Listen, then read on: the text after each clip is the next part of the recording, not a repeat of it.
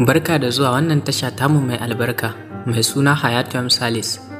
Da na subscribe sannan ka danna ƙararrawar sanarwa domin sanar da kai shirye-shiryenmu da zarar mun ɗora.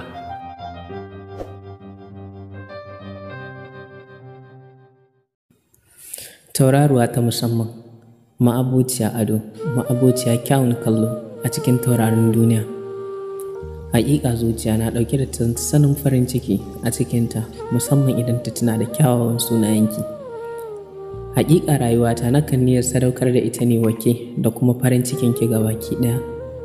A duk lokacin da na waye gari, hotonki nake fara kallo domin shine abincin karina na kowane safiya. A duk lokacin da na rasa kallon kyakkyawan fuskanki, ban san wani irin yanayi zan shiga ba, domin zan ji kamar bani da nasara a rayuwata. Ke ce kaɗai sunanki wanda nake ambata domin zuciyata ta yi sanyi.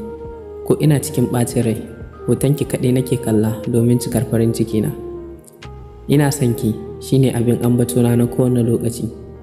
Ki daure ki min izini, ni ma in zamo ɗaya daga cikin masoyanki na musamman. Ke ce rayuwata a kowane lokaci, kamar yadda rayuwata take taki. Ina son ki shine kalmomin da ba zan daina faɗa miki ba har abada. Ina son ki masoyiyata. A kowane lokaci ina ganin cewa farin cikinki shine nawa, sannan kuma damuwarki ita ce tawa. Don haka ina son ki, ina son ki, ina son ki. Na gode masoyiyata.